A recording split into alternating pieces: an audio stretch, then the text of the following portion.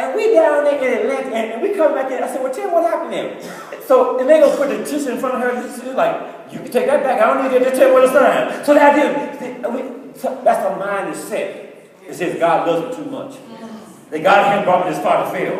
I didn't know what she was talking about being empty-handed. When I found out, I was like, hallelujah. So the idea was, you will not leave empty-handed. You got to have your mind set on living an extraordinary life. And know that God's word is true. And my mind is going to be set on that word. I don't care what they do and what they say and what I feel. My mind is set on that word. So the first thing we do right here is, so then over in Exodus 11, same thing. It tells us you're going to have articles of gold, silver and gold.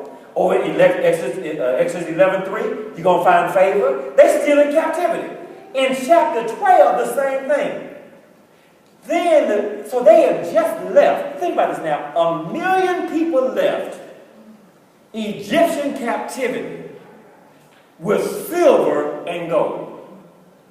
They didn't know. They left there with, they plundered the Egyptians. They get out to the wilderness, and look what happens here. This is what they say. Moses, why did you bring us out here to die? I wish they had been raised in Egypt. Why? Because they did not go and remember what God has done already.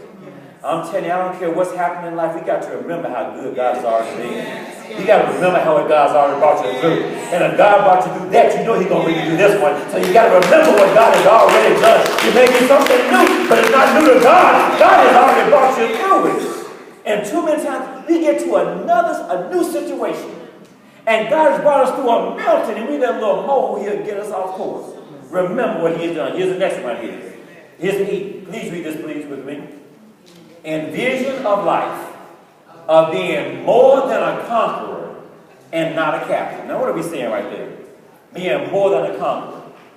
They were in Egyptian captivity, physically enslaved.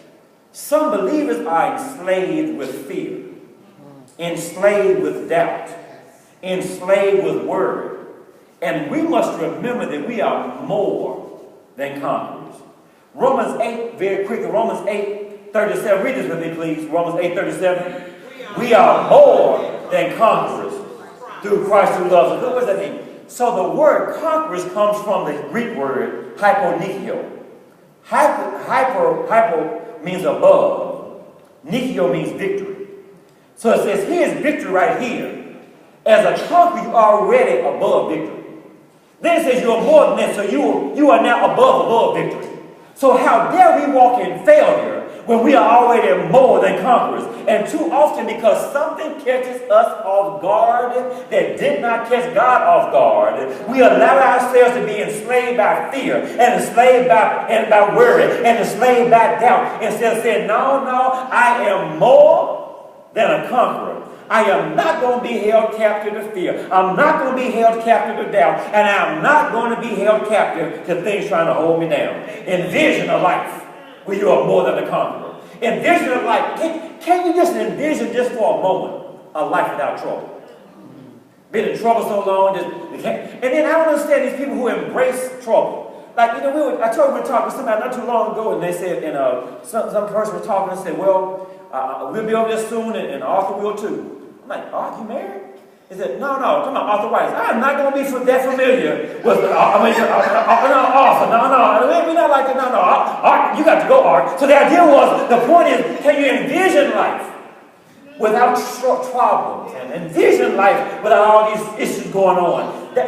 Envision life being more than a conqueror and not a captive. What do we say every week? Read this with me, please. I am a what?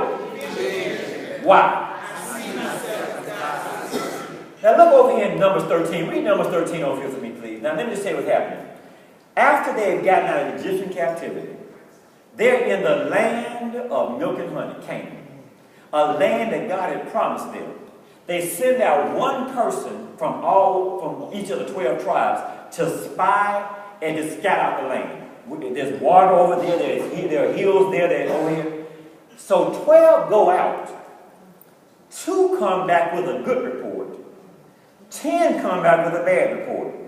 Their assignment was to go and scout the land. Where's their vegetation? Where's their river? Where's their mountain? And report that back. They go back with this. The 10 go back with a bad report. And look what and they said they saw some people over the children of Anan. Read this other part with me. And we were like grasshoppers in our own sight, and so we were in their sight. They were conquerors, more than conquerors, and saw themselves as captives. Too many times we are seeing ourselves as grasshoppers, instead of God saying, "No, that you are my child, and I've already given you one." Now think about this. As they're scouting the land, they're on their knees, kind of going through the ground. Well, you can get Sister Paulette and Paula, and if you're on the ground, they look tall. The idea is, no, that be the measure. So they're all the way down here. They look like grasshoppers. They're too big. They look like they're grasshoppers. You're on the ground. So the idea was they stopped seeing themselves like Jesus saw them. And too many believers quickly allow some hurt to come up or allow a problem to come up, and we forget who we are in the Lord and what God sees us, and we got to see ourselves as visionaries as God sees us. Now I love this part here. Now, if you can read this, it says, you know how on your little mirror it says, objects are closer than they appear? Well, this says, it may be a little blurry, it says, person in the mirror, that's you and me, are closer to God than we appear. Maybe you cuss somebody out on your way to church. Still closer to God. Hallelujah. Maybe you still smell like something last night. Still closer to God. So that, I'm not saying do it, but you're still closer to God to be righteous. So the idea was that when I know I believe in the Lord Jesus Christ, that my behavior is no longer my determination of my righteousness. And when I start believing I'm righteous, I'm going to start behaving like I'm righteous. So the person in the mirror is a whole lot closer to God than they appear. Got to see ourselves the way God says. Well, there's some people that say you're way away. You may feel like you're way away, but God says, no, my blood, my son's blood, that when you accepted my son as your Lord and Savior, you now are closer to me than you think you are and what it is. You are much closer than what it feels like now. You're not way out there in the dark, but you are much closer than what it appears. So read this, please. See yourself the way God sees you and experience all He has for you. So what happened? So they were out there. They said, "Why have you brought you to the wilderness to die?" So what did Moses say? Look here. Don't be afraid. Stand still. You'll see the salvation of the Lord. The Lord will fight for you, and you shall hold your peace. Now here's the point. Here's the point now. And you got to, so envision yourself by being more than a conqueror versus a captive. But don't stop talking things contrary to what you believe in God for. You believe in God for healing. I'm talking about I'm just sick as a dog. Well, why's the dog got to be sick? Stop talking contrary to what you believe in God for. So what happened? So this last part here, this is verse 14. So read 13 before with me, please. And Moses said to the people, "Do not be afraid. Stand still and see the salvation of the Lord, which He will accomplish for you tomorrow." Next week. Today. Keep going. Get verse 14 now. The Lord will fight for you, and you shall hold your peace. King James says, and you shall be still. So this one says right here in verse, I love this translation. The Lord will fight for you. And you do what? Don't talk about against what God has already promised. I told you Charles Cap, God told Charles Cap, we told you this before. God told Charles Cap, now people can have what they say, but they keep saying what they have. They can have healing because they say it, but they keep saying sickness what they have. You can have what you say, but you keep saying what you have. And with so many times we are speaking against everything God is doing in our lives. And you know, message just don't bring it home. Let's read this right here. Read this together. God will fight the battle for you. And you just keep your mouth shut. That sums up right there. That just sums up right there. That just sums up. Because these folk are right here. But think about it now. So they got 1 million people. And the folk in the back, Moses way up there, they don't have binoculars. And so all of a sudden, they get the Red Sea is up here, mountains here. They're here in Pharaoh's army. And all they're talking about, oh, we about to die. Oh, we about to die. Oh, we about to die. And Moses says, no, no, no. The Lord is going to fight for you. Somebody needs you to shut your mouth and you're going to talk about you're going to die. Because we shall live and not die and declare the works of the Lord. But God has something for us, so we're not going to get taken out today. And so Moses saying, I'm going to need you to elevate and remember and envision what life should be, could be, and would be with you didn't have fear. Imagine what life could be, and should be, and would be if you didn't have doubt. Imagine what life could be, and should be, and would be if you didn't keep walking around always so timid. Imagine what, because you are more than a conqueror. He is victory. You are above victory. And now you are more than you are above victory. But we have to envision what God has already promised. Look at his S right here. Read this with me, please. Speak the promises of God instead of the problems. The world does a very good job of diagnosing a problem. Yeah, you got this, you got this. They can describe the problem, how big it is, how wide it is, how long you had it, how long you're going to have. The world does a wonderful job describing the problem. And so believers start talking more about the problem than we do the promises. So here's what happens. So our role is to make sure that when something occurs, the promises come out. I'm telling you, even though it happened years ago, one of the things that has been so inspirational to me that I've tried to incorporate to my life was when, at this point, Sister Neal has set such a high bar. Praise God, first of all. Give God a hand, God. Praise God. How He's brought us from a long way.